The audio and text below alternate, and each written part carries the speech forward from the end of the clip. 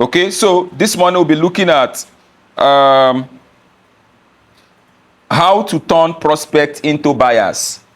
How to turn prospects into buyers. How to turn prospects into buyers. How to turn prospects into buyer. How to turn prospects into buyer. Who is a prospect? Yes, yes, yes. I want somebody to answer me. Yes, but we have been learning now. You should know.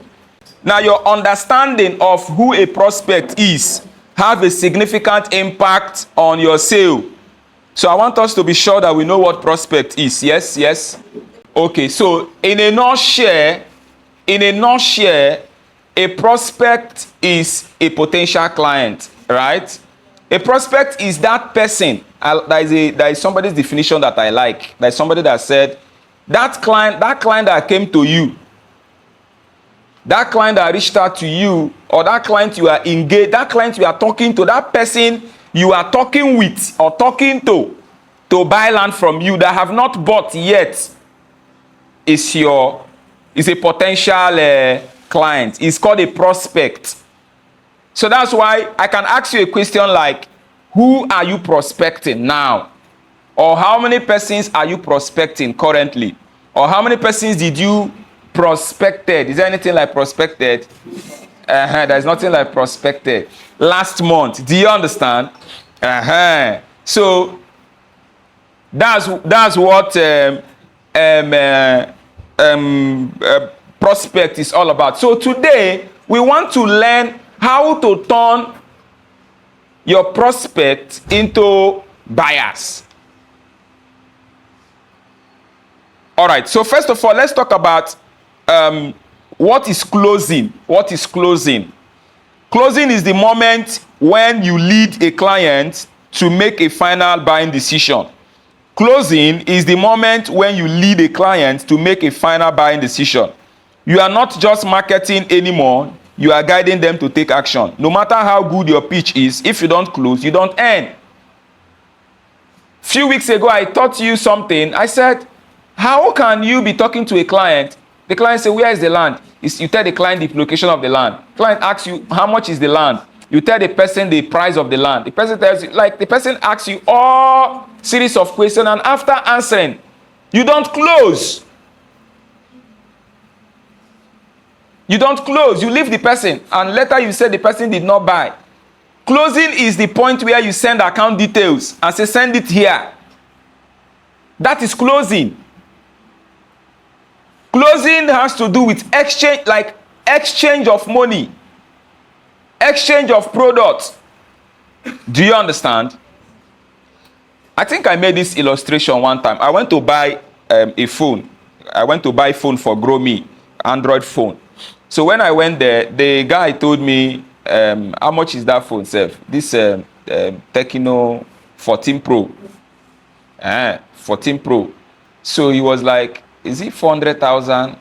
Android phones are getting expensive now. He says it's 400,000, and I will start bargaining. At the end of the day, I price him 350.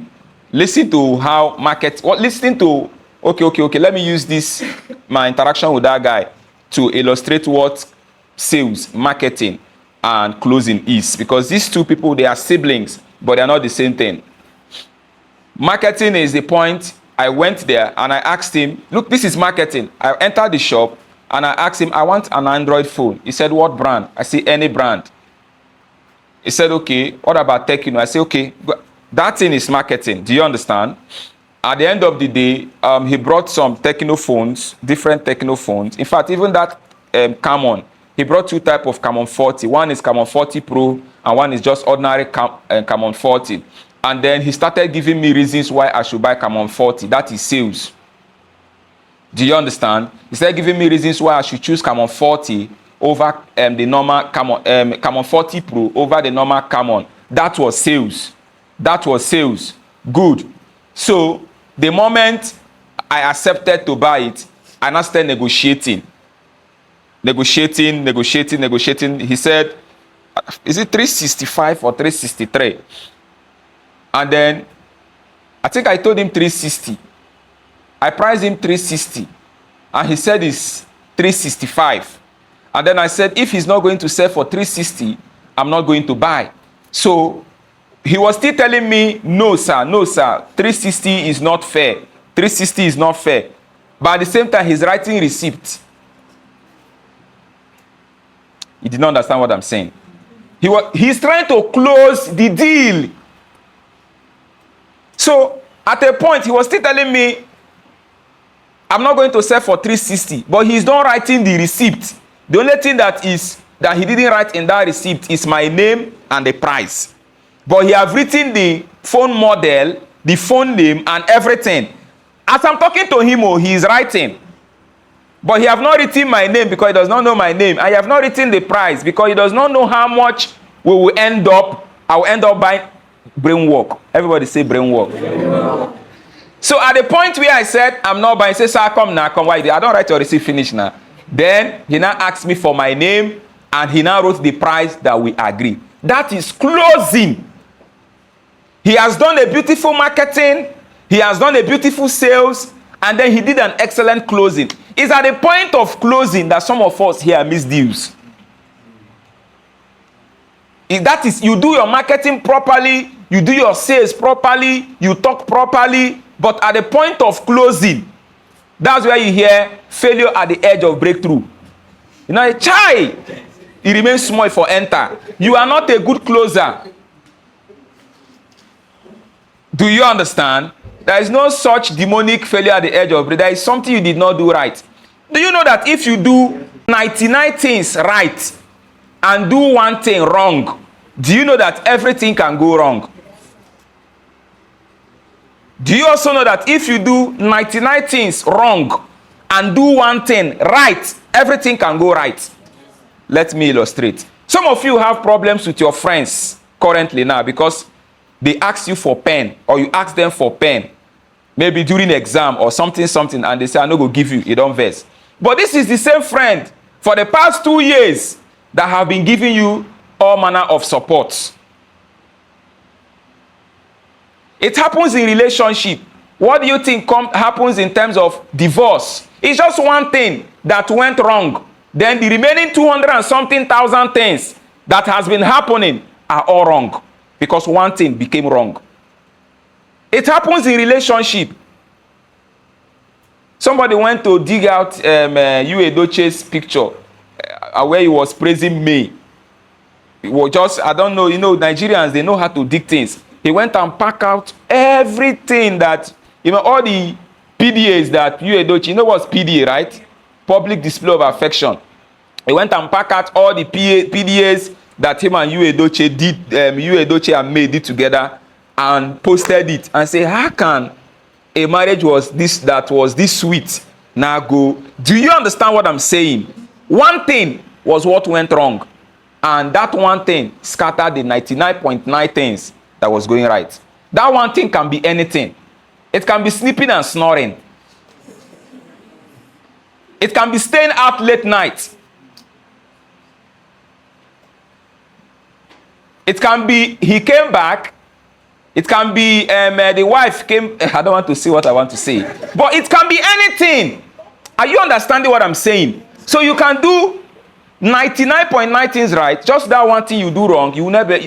My relationship don't scatter. Friendship don't scatter. Sales don't scatter. A client you have been following up for a year that have been showing interest can suddenly not respond to your message again because of one thing you did wrong.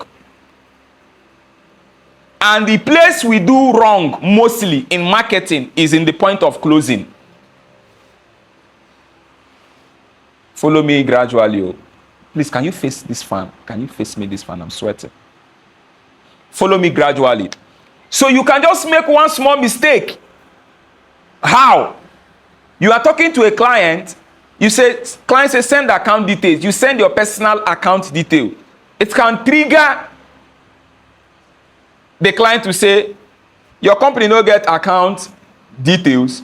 Do you understand? Then you now start afresh to convince him why it was a mistake. At that point, he may not respond to you again. You can want to sell land. I'm trying to bring up scenarios. You can want to sell land to somebody and you say, I accept Bitcoin. And one papa wey no know wetin be Bitcoin go say, this boy want thief my money. Oh. Just want, I don't know if you're getting what I'm saying. It can be anything at the point of closing. You don't lose that client.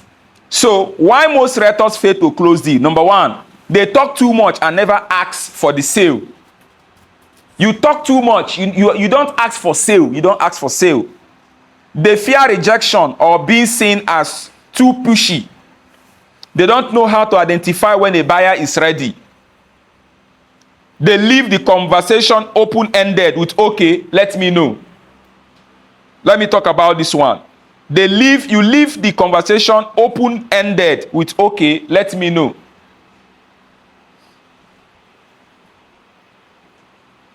I closed the deal yesterday, just one plot, it's not much, just one plot. And I said, let me just remember what I told that guy. There is something I said that pushed him to make that transfer that night. So don't leave conversations open. Where is the land? I tell you. How much is it? I tell you. They ask all their questions. But at the end of all, by the time you know that you have answered all their questions, send them account details. Say, transfer the money here and send me receipts. Do you understand? Are you learning something? Number two, types of powerful closing techniques. So I want us to learn some powerful closing techniques now. Number one, assumptive close. Assumptive close. Assumptive is spelled ASSUMPTIVE. Close. Speak like the client has already decided. When you are talking to a client, a prospect, speak like that client have already accepted. Example, would you prefer to make full payment or spend it over 6 months? Who can tell me where to apply or how and when to apply this thing I just said now? Would you prefer to make full payment or spread the balance over 6 months? You just assume that the client have decided. You decide for the client. Business is war. You decide for the client. Would you prefer to make payment now or when you get to the office? Put it to the person. Last week I taught you that when someone is always saying yes, yes, yes, yes, yes, the person will finally say the bigger yes. Would you prefer to make the payment now or when you get to the office? This is the question you should ask all your prospects as you're coming back from inspection. The moment they finish seeing it, what do you say to them? Would you prefer to make the payment now or when we go to the office? They will most definitely say, when I get to the office. Most of them. Office is not running now. Do you understand? You're psychologically giving them something to say. See, marketing is like trap. You set it for your prospect and they fall for it. Do you understand what I just said now? Number two, urgency closing. Use the fear of loss. People hate missing out. Example, the price is increasing next week. Lock in your plot now with just the initial deposit. Next spot is on pre-launch. You can tell your prospect, sir, the price goes to increase to 1.8 million naira. You say when? You say, you know our MD figure, you know this thing don't dey for pre-launch for too long. Our MD figures wake up this night now, just post for our group, say price don't increase. You are creating urgency. Do you understand? So that they can make the payment. Number three, alternative closing.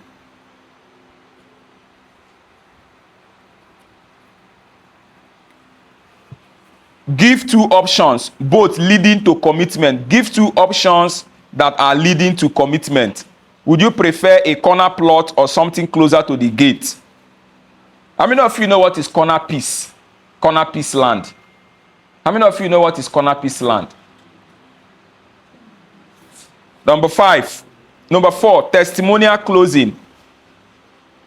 Use success stories to reduce fear. Just last week, someone in your exact situation bought and is already planning to build. you are not alone. Do you understand? Number 5, follow up closing. When the client says, I'll get back to you, don't stop. Okay, I understand, but what exactly is stopping you from taking this step now so we can secure your plot? Like me, I don't take no for an answer in marketing, except I see that you don't have the money. Have a client ever told you I will get back to you? Please raise up your hand if somebody have told you I will get back to you.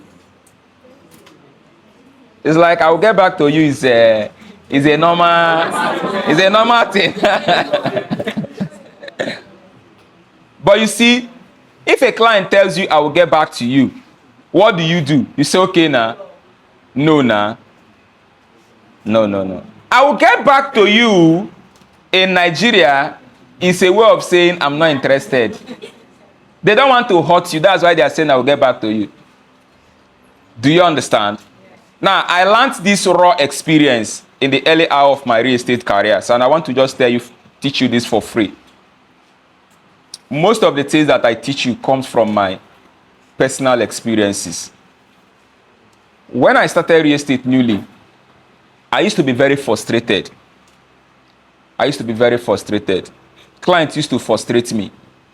In fact, with what I know now, it was not client that was frustrating me. I was the one that was frustrating myself.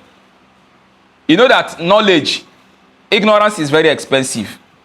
But now that I know that they didn't frustrate me, I was the one that frustrated myself. So a client comes to you and say, I want to buy land. There are some questions you're supposed to ask that client before you take them to site or you bring them for inspection. But you don't do it. So maybe a client just comes to your DM and say, I want to buy land. It's okay. Come to the office. The moment you come here, you will tell a front desk people, he's going to next spot. Client don't know where his next spot.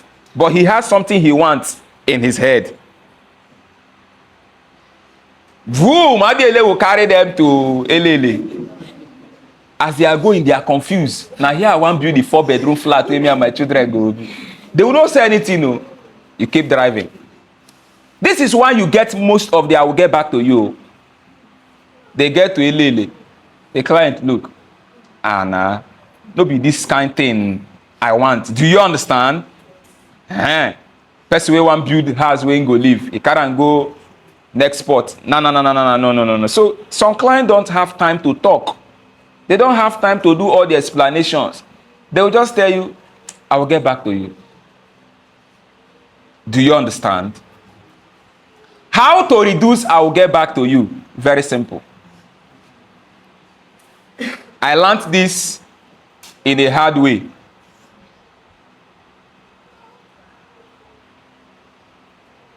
A client calls you on phone and say, I want to buy land. You ask him, sir, or ma, or bro, you dey find wetin you go build na, abi you dey find wetin you go build later. Because if you say buy and build and buy and keep, they will not understand it. You have to explain it this way. You dey find wetin you go build house na. You dey find wetin you go build in the next 2 or 3 years, or you dey find wetin you go, or you just want to save your money, land banking. So when they say, I need a land I can build now, you ask them the next question. What is your budget? Because you can take them to gross venue and they will tell you, I'll get back to you. Is gross venue not buy and build? It is. What happened is above their budget. And oftentimes, pride of men, they will not tell you, my money no reach. They won't tell you. They will just go. I will get back to you. I'll get back to you. They cover so many nonsense. Do you understand what I'm saying? Yes, sir. But then, sir, what is your budget? You need a land you can buy and build now. What is your budget? You say, my budget is 4 million or 5 million. My budget is 8 million or 10 million. As they are talking, you are visualizing the estate that their budget fall into. By the time you take them, you can also ask them a question like, do you have any location in mind? Do you have any, you are not writing these things down. These are important things you need to know. The reason why we don't call you realtor in Hamrex is because we empower you to be consultants. Some of you act like agents. Some of you behave like agents. Hamrex is the only company we call you consultant in Port Harcourt here or Nigeria. Why? Because a consultant is more skilled. You have sense. You don't waste fuel. Blow gelele, blow come back, say I know they buy. One day, when they return, I will hook you like this. I will hook you like this to give me back my fuel money. I will tell them to bring it to my office. Because as a consultant, listen, if you take a client to an estate, the chances of that client buying should be very high. Because you have done your work. Do you understand? Are you understanding what I'm trying to say? You have asked them series of questions, supported it with videos, and they are convinced. Back in those days, if you tell me you want to buy land, if I go back home that night, I will plan what I'll do with your commission like this. I'll plan it. At the end of the day, if you disappoint me, I'll be very angry. I say, I'll block you everywhere because of anger. I'll be so angry because I don't use that money where I go get if you buy, plan my life. How I will go to Genesis and order for coconut rice first before I start anything. So if you disappoint me, it makes me very angry. But now, if I plan with your commission, it's almost impossible for it not to come. Because I must have, do you understand? Ask the right questions. The other day I took my mom to the hospital to do her eye checkup. And doctor was just asking her some questions. Can you see this? Can you see this? Can you see this? From those questions, he was getting his point. Can you see this? He was bringing out different signs, letters. He was pointing it. Can you see this? Can you see this? So she was seeing the bold ones. She kept seeing until he got to a point. She said she was calling T, J, calling C, O. Then doctor knew that, okay, this matter is not too critical. Do you understand? That is who you are. You are a real estate consultant.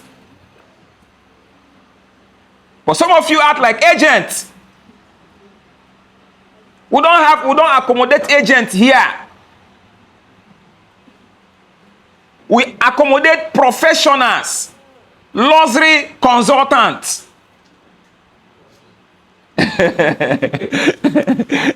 Do you understand what I'm teaching you this morning? So, you see, you ask the right question. Write these questions down. Please write them down. Number one, question to ask whenever anybody reaches out to you that they want to buy land. These are the key questions to ask. Number one, what is the purpose of the land? You can break it down for them. What do you want to do with the land? You want build for the land now, something like, what is the purpose of the land? Number two, what is your budget? Number three, do you have any location in mind? Number four, if you see what you like, will you make payment today? Or you make the payment later? Prepare your mind so you know what you are doing. If you see the property now, if I take you to this property you say you want, this location, this, if I show you what you like, will you pay today or you will pay later? If the person say, I will pay today, remember the person will be scared to tell you I will pay later, even. Do you understand? If you ask, if somebody comes to you and say, I want to buy, and say, will you pay today or you pay later? The chances of them telling you they will pay today is high. All those things are psychology. Keep making them say yes, yes, yes, yes. Those little yes until they say the bigger yes. If you ask them these few questions, I kid you not, that when they come for inspection, and you support it with video, like when they eventually choose next spot, you look for the video, you look for the picture. I kid you not that the chances of you selling will be very high. I hope you're learning something this morning. When you are closing, avoid the following things. Number one, don't beg. Don't beg. Stay confident. Don't beg. Stay confident. Don't beg. Never you beg your prospect. Never you beg your prospect. Now, some of you don't know the power that you have as a consultant. I think the reason why you're acting the way you do sometimes is because you see yourself like an agent. Because it was not the eye doctor that came to my mother. We drove and went to meet him. Do you understand? So don't beg. Stay confident. The worst mistake you can make when you're selling, particularly selling land, is to talk or act in a way that sends a message to your prospect that you're begging. The right way to behave is to make them think that you are doing them a favor.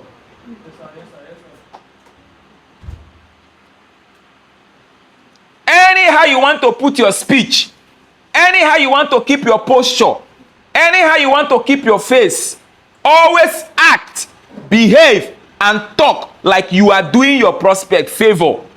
Number two, winning closing statement. Okay, another thing to avoid is don't leave without a clear next step. Don't leave without a clear next step. What's the clear next step? Okay, I'm giving you people from now till from now till June ending. If it's not going to work, I'm going to pull out my resources. That's the next step. Do you understand? Don't live without a clear next step. Whatever that is going to be your next step, please make it known. These things I'm asking for, I just need this. I just need this. I just need this. I just need this. If you cannot give it to me, there is no problem. By the end of June, I'm going to pull out my funds and you will close the account for me. I have too many accounts. I don't want to use this one again. Next step, so that the person you are talking to know that, if we don't accept these things, this is the next step. The price will soon increase. Pay today, so you secure it. Next step. Are you understanding what I'm saying? Next step. Don't leave conversations without your next step, your next action. And that's it. Don't overtalk about asking for the sale. Let the client speak. Some of us, when we are having conversation with our client, our mouth, they run, client will just be looking at you. And sometimes you make mistakes. There are some things in between the line. There are some things you're not supposed to say. You say them. When you get home, you see, I wouldn't have said this, but you have already said it. So please, guys, marketing is a very sweet profession, and you have to do it with steez. All right, so the next thing, closing statement. Number one, let's do this. You can do this. I know you can do this. You have seen the land, you love the location. All that is left for you now is to take action. All that is left for you now is to make payment. This is not pressure. It's just that great opportunities don't wait. When would you like us to start your documentation? So make some statements that will prompt them to make payment or to take actions. Does that make sense? So at this junction, I would like to take some questions.